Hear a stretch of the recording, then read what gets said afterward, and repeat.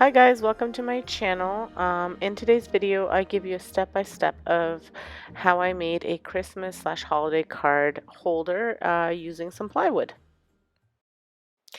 Okay, so this piece of plywood was just left over from a project that I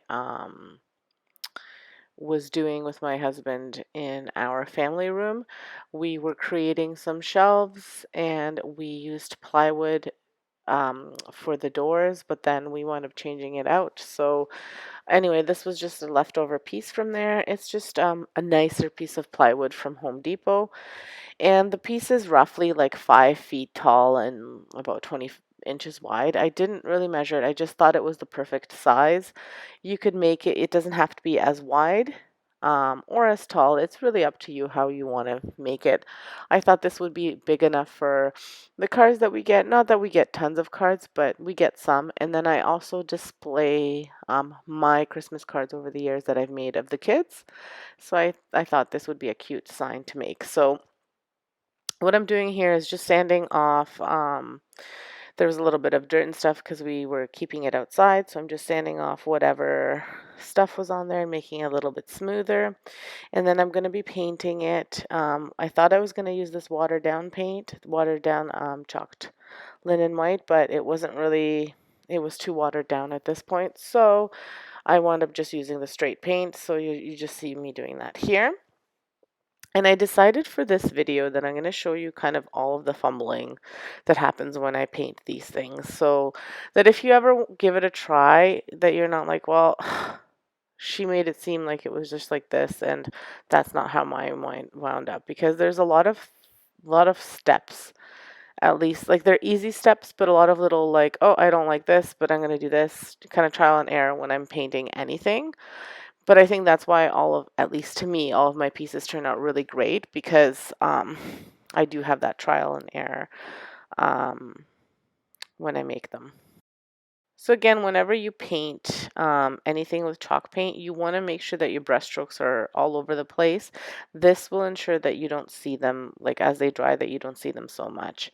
So that's what you see me doing here. And I'm covering it, but I'm not caking on too much because I do want some of that brown coming through.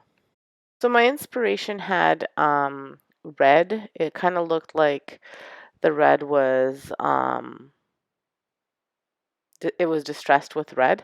So that's what I was going to do with it here, and I was just going to put some of the red on top and have like a dry brush it. But what happened was it was too much.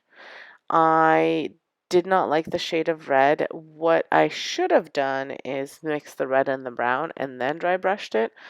But because I did this first, after I had done the whole piece, I decided I did not like the way that looked. It was just a bit too much. So like I said, I didn't like the way that looked. So what I wound up doing is just painting out the whole sign red. And then I go back and I painted out, I do the white over top of the red. Now again, what I should have done in the beginning is mix that red and white together, sorry, red and brown together, painted the sign red and brown first, and then gone over top with the white and then just distressed it just by sanding a little bit. That's what if I redo the sign, that's what I'll do again, but for now, I'm just going over top and painting it in red. So once it was covered in the red, I went back and I painted over it in white, making sure that I covered it really nice because it was kind of looking pinkish. So this time I put a heavier coat of the white paint on, and then I will distress it a little bit. But as you can see, I didn't put a too thick of a coat of red paint on. I just did kind of like a lighter coat of it. So um, this is where I ran into some problems because I still wasn't happy with the way the sign turned out. So I went over top with the white, but even like looking at how I'm painting it now, I should have done one more coat of white because it is looking a little bit pink. Although I didn't see it when I was painting it. So I'll show you what the next steps were after I paint this white.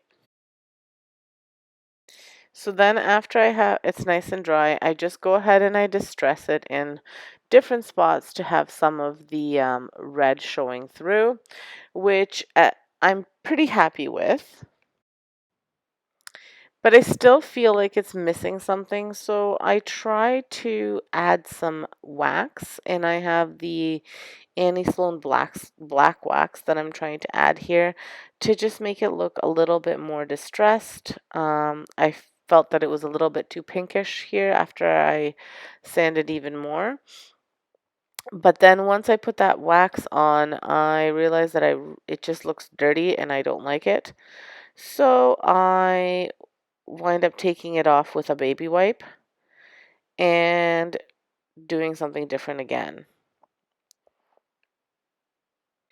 So this is what I mean about trial and error, and I do think that it's important to show you guys this because you might think, oh, I'm just going to do it this way. And then, like if I didn't show you all of the, oh, this is what, if I just said, well, I painted it this and this, if I didn't tell you the why, then you might try and do it yourself and not get the same results. And then you'll think to yourself, well, she clearly lied or there was something off because I can't get that result, or you think that you can't do it. So what I'm doing for my final step here, I took another brush and I'm dry brushing red over top of it, but I've mixed the red with some brown and I'm just doing that now. I'm doing it in little spots at the edges, and then I go over top of it with some more brown.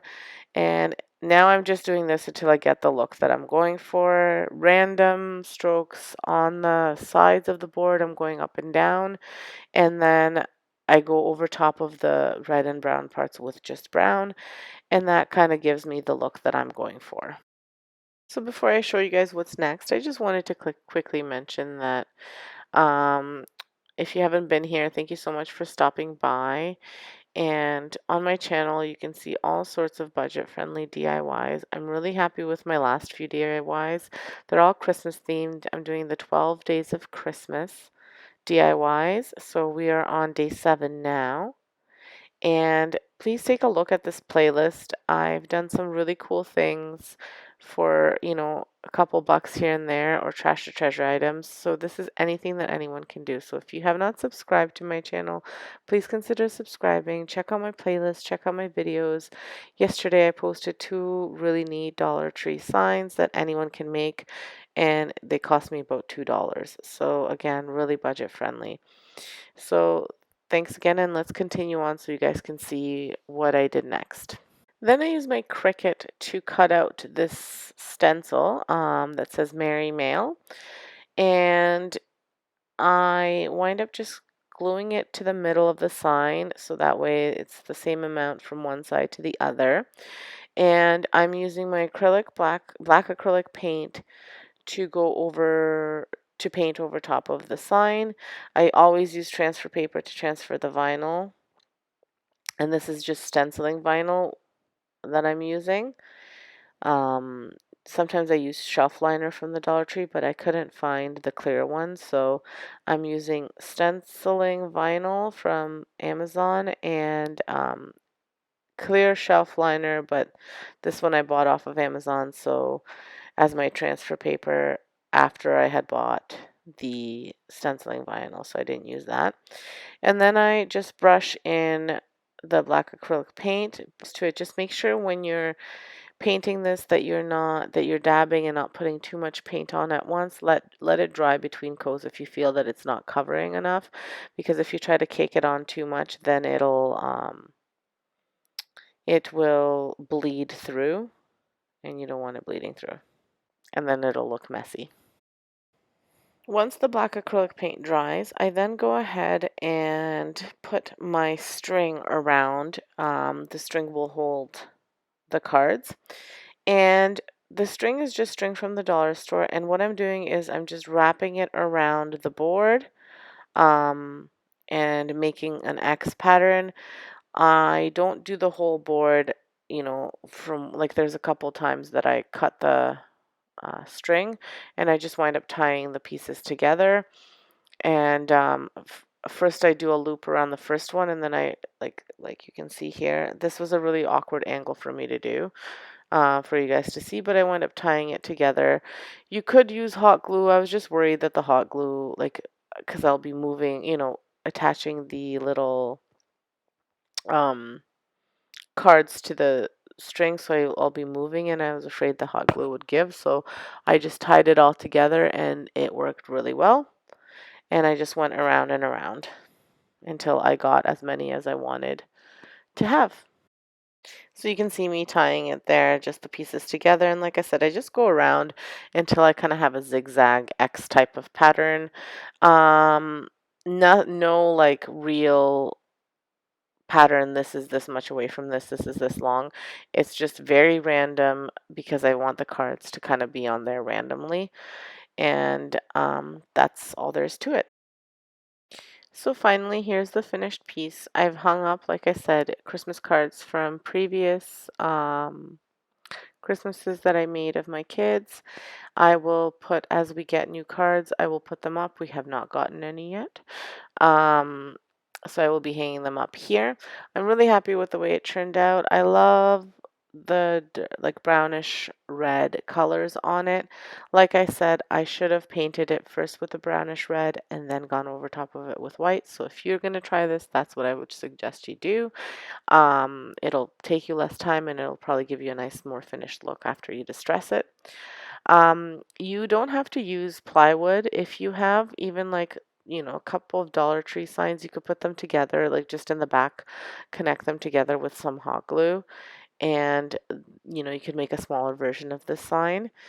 You could probably even use a piece of large cardboard if you have like a thick cardboard from something, and it could really be like a trash to treasure item. So really easy. And if you don't have a Cricut, you could very carefully write Merry Mail in cursive and it would look great, if you did it with a Sharpie or something like that. So lots of options if you don't have leftover construction materials like I did. Um, so that honestly anyone can do this if they want to. So thank you so much for stopping by. Check out these videos I'm recommending for you at the end. Check out my 12 Days of Christmas playlist. Subscribe if you haven't subscribed. Thank you so much for watching. Have an excellent day, and let me know what you think of this project in the comments below.